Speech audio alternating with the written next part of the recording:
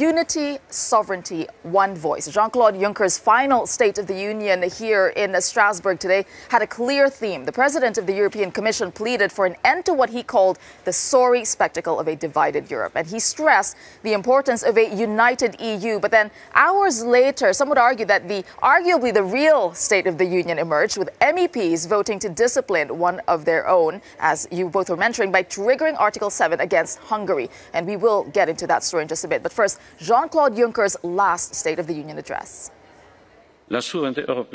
European sovereignty can never be to the detriment of others. Europe is a continent of openness and tolerance. It will remain so. Europe will never be a fortress, turning its back on the world or those suffering within it. Europe is not an island. I call on the Council presidency to now make the decisive step to broker a sustainable solution on migration reform. We also ask the British government to understand that someone who leaves the Union cannot be in the same privileged position as a member state. If you leave the Union, you are, of course, no longer part of our single market. The Commission will resist all attacks on the rule of law. We continue to be very concerned by the developments in some of our member states. Article 7 must be applied whenever the rule of law is threatened. Well, the State of the Union address also included some key announcements. Juncker called for a new partnership with Africa that would see 10 million jobs created in 5 years. He also promised new rules to protect elections from external manipulation. And he also took aim at plastics, calling for a new anti-plastics law. He called for a clock changing as well, saying that member states decide whether to live in summer or winter time. All right, well, let's discuss what Jean-Claude Juncker said today. Ryan, we were talking before the program started, and you had your opinion on the whole speech, in fact. What do you think? I think it was haphazard. I didn't see a lot of energy. There are some nice sentiments in that speech, but if you compare Juncker and how he defends Europe with his spokesperson, Margarita Skinas, will come on with a lot more energy in a few minutes and defend him compared to what Juncker was saying today, or other people who are passionate about the project. He felt very flat today, like you were giving a history lesson rather than really going in with a political punch. Yeah, so, just with insight, because you used to be a speechwriter. How does that happen if a speech like this comes out? It's a really difficult process. So when I wrote one of these State of the Union speeches, 17 drafts before a president even looked at it. It's a mess. There are lots of people that want to have input. So you really need a president who's going to take control and put a lot of thinking in advance. And I think some of the ideas in the speech, the border police, the partnership with Africa, these are great ideas. They would have been a lot better if they were happening 3 years ago. It's not like the migration crisis is a new thing. It's not like we didn't know that governments and the EU needed to be in control of Europe's borders. Maricha, what stood out for you in that entire speech? Well, I agree it was haphazard. It was really jumping between topics, but I was really sitting at the tip of my seat when Jean-Claude Juncker started talking about Syria. We are really witnessing a looming bloodbath in Idlib, and he said we cannot be bystanders. And I fundamentally agree. Europe cannot be a bystander when these terrible events are bound to happen, and we need to intervene, but then nothing came. And so I think it really underlines the fact that we are not strong enough of a global player, that we do not have our defense cooperation in order. And so I thought it was challenging to see where there was agendas and where there were assessments of actual weak points that we urgently need to fix. So you both bring up the same point, where you said that could have been an idea 3 years ago. You said nothing has really changed. Europe is not doing much. So what kind of legacy is Jean-Claude Juncker leaving? Was this a legacy speech, and what does it say about him? It was somewhat of a backward-looking speech, not only a forward-looking speech. I think, unfortunately for Juncker, some of his legacy is going to be around Brexit. It's not that he's personally to blame for it necessarily, but you can't escape that that's the big rupture happening during his time as European Commission President. One of the other things that people don't talk about a lot, but that has worked well from meeting your objective standpoint, is reducing the amount of legislation that comes out of the Commission. That's a clear change from the previous Commission. And then his investment investment plan, this idea where you leverage finance through the European Investment Bank rather than just give euro for euro grants out of the EU budget. That's a very clear success, and it's a model for what's going to happen in this Africa partnership. So in a way, he's saying, this worked in Europe, let's go and give that opportunity to Africa. Yeah, what do you think about those new measures that he announced? So do you see the partnership with Africa, for example, or strengthening borders? Are you optimistic? What do you think about that? Well, I think looking at Europe's position in the world is very, very urgent. There's a real, power play between China, that's very active in Africa, the US, that is changing direction under the leadership of President Trump. So it's urgent that we claim our position and a values-based position in the world. But indeed, the partnership with Africa, developments in Africa and the need for the EU to be involved can hardly be called new. They're very urgent still, but I hope that, 10 million jobs, it's a good target, but there's a lot more we can do towards sustainability, towards trade, towards security, and towards providing for a package of measures that give people better opportunities. And maybe that will help towards reducing migration. Right. The speech might not have had the punch you were talking about, but then we had some reactions from MEPs in the chamber. So let's take a look. Is the European Union in a better shape now than it was when you took office? And I think the answer is clear. No. There has never been a time in the history of European integration where Europe was more disunited than it is now. My proposal is, Jean-Claude, be ambitious. You have said, and that will be my conclusion, that this was in fact the Commission of the last chance. You remember that, 4 years ago. And I'm always asking myself, what can come after the Commission of the last chance in the coming years? So I think what will come is something different. The Commission that we need in the future, dear colleagues, will be more than that. It will be a type of a new, renewed European government, what we need. Well, Mr. Juncker, what a picture you paint. A European Union of peace, of prosperity, of contentedness. And as you said, you're trying to make it a little more perfect every day. Well, it's a very good advertising slogan, but tell you what surprised me.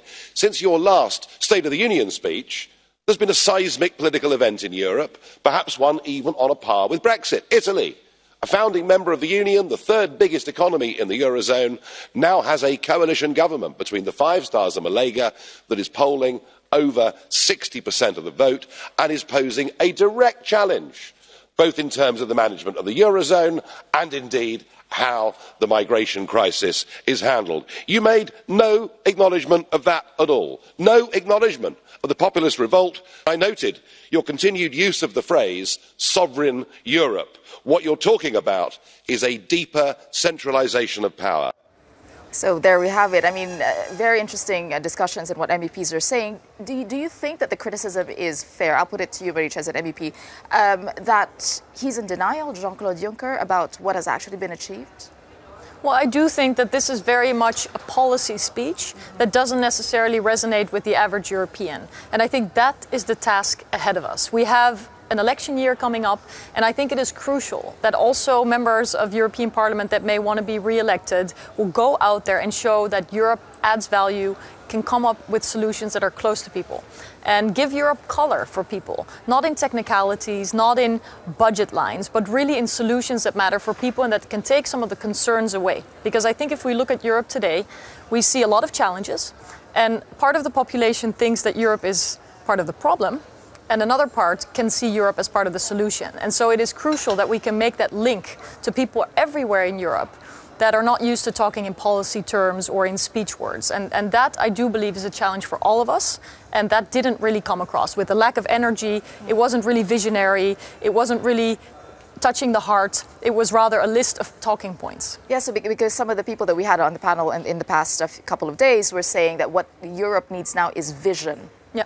And we did see that, did we? No, and it doesn't have to be a big, huge general vision. He could have looked the camera straight down the barrel and said to the people of Italy who might be doubting the EU, here's 3 reasons why you shouldn't give up on the EU. And here's one thing that I'm going to do in the next 12 months, my final 12 months, to make sure you can still believe in Europe like I believe in Europe. And I just didn't feel that come across at all. Right, and speaking of opinions, as you both were raising, our team in the Cube in Lyon have been looking into this. Let's cross over to them. What do you have for us?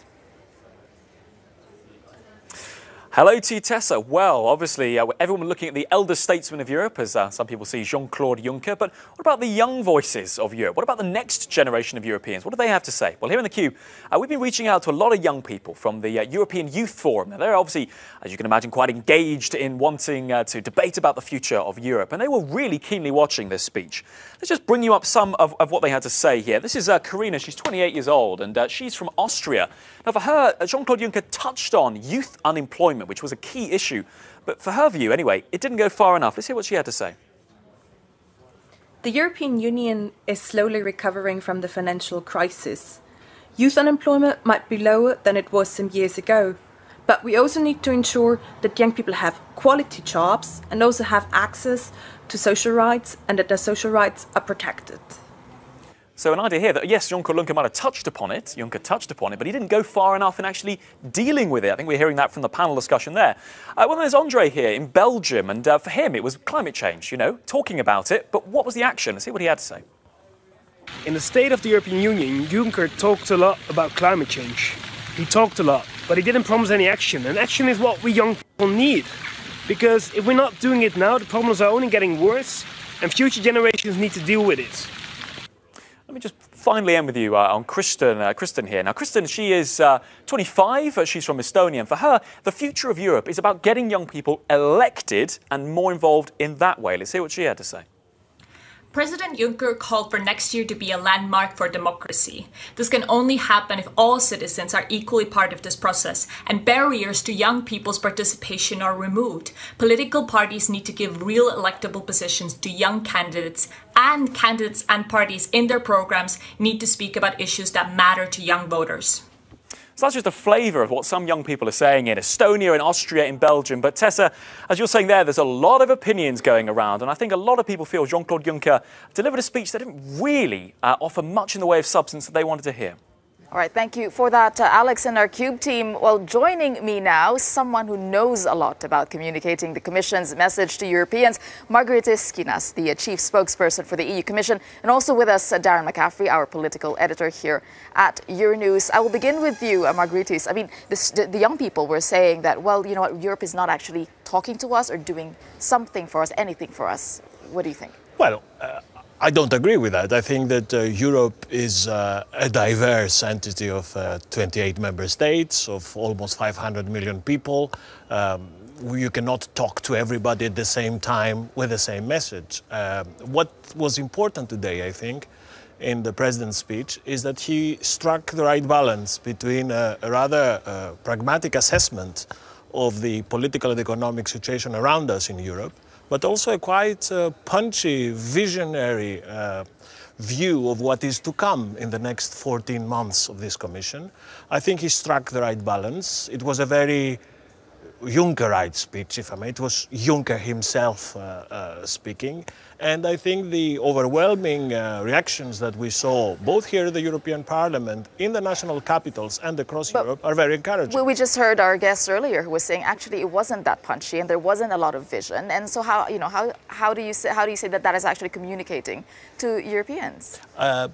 I just happened to see that there was an overwhelming positive reception from heads of state and government across the European... Well, heads of state, but not your voters, you know, your citizens, the young people. I have seen in the European Parliament the presidents of all major pro-European groups saluting the approach of the president. Of course, Ryan and few journalists will never be happy with what we produce at the Commission, but I think the overall reception was good. And probably what how dare you would never be happy. I think Margarita's point about the balance and it was a balanced speech, is part of the problem.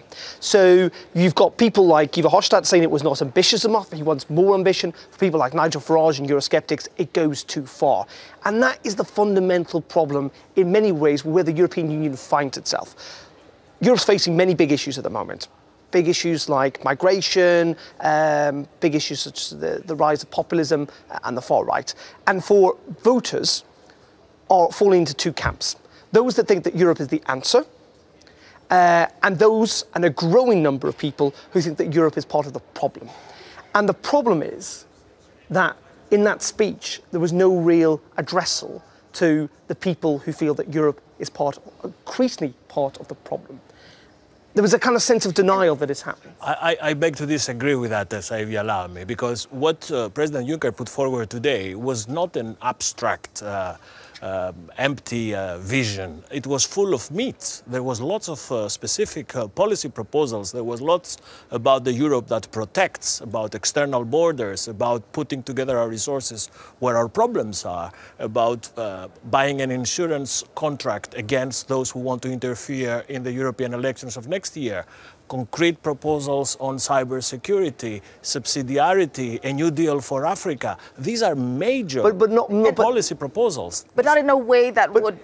Yeah, I think in the sense that, in the grand scheme of things, that, this speech was not going to change your impression of the European Union. But Darren, you must have had your impression, because... We did. And I managed to grab a short while with Jean-Claude Juncker at lunchtime.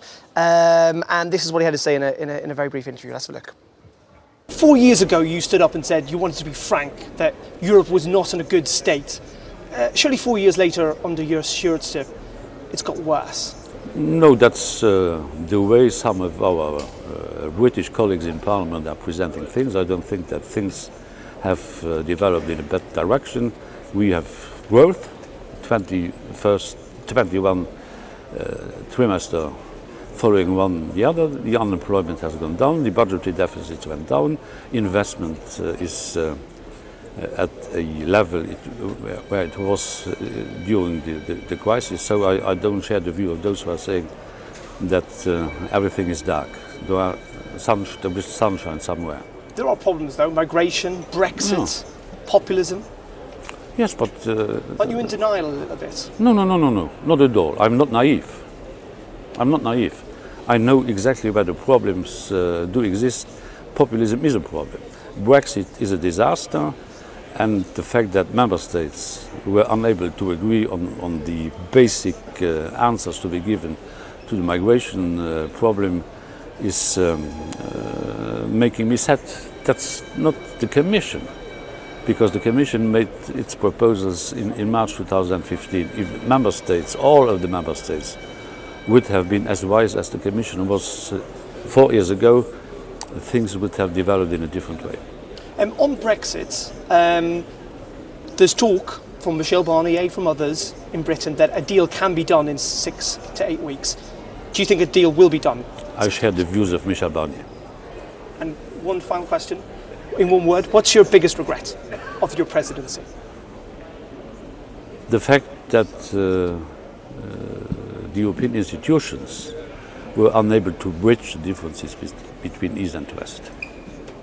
All right, Darren, what was your main takeaway from that? I think it's interesting. We heard this in the speech as well. A slight potential passing of the buck, or a recognition at least of reality, that the Commission can't be blamed for everything, and that Jean-Claude Juncker can't be blamed for all the problems in the European Union. Okay, we'll make that fair point. But isn't that also part of the problem? That this is a union made of lots of countries, but also lots of institutions, and that whoever is president, their hands are constantly tied. Well, but this is what the European Union is all about. This is not Washington, this is Brussels. We have a division of power where decision-making authorities shared between institutions and the capitals. I'm aware that there are many expectations bestowed upon the Commission emerging as a system that can decide to do and undo things, but reality, institutional reality, is much more complex than that. We have proposals to defend, we have MEPs to convince, we have capitals to win over. So I understand this, at times it's a mixture of self-flagellation and increased expectations, but that's life around us. It is, and that's democracy to a degree, but it's also the Achilles heel of the European Union. You know, Ryan was talking earlier on about migration. You know, this is something potentially that should have been in place 3 years ago, not now. And that I think is what Europeans are crying out for. They want solution to these big problems, and the European Union might be able to provide them, but it will be years down the line simply because no one institution can ever take the lead at any one time. If you allow me a comment on this 3 years ago thing. 3 years ago, we laid the groundwork for an EU migration policy that worked. We have saved 700,000 people in the Mediterranean. We have reduced the flows by 94% in the Aegean and 80% in the central Mediterranean. We have a system of hotspots that can distinguish asylum seekers from those that need to be returned. All this is there. But you've also seen a massive increase in public opinion against migration, and people who think it's being mishandled. Yes, because the people who think it's being mishandled are misinformed by certain national governments that they want to Europeanize failure and nationalize success. Okay. And this is costing us. Margaritis, you worked really closely with Jean-Claude Juncker. In one word, how would you describe his legacy? One word. One word. Mr. Europe working for the common interest of all. That's a lot of words. All right. It's quite difficult. Indeed. We'll give him that. Indeed. Thank you very much for that.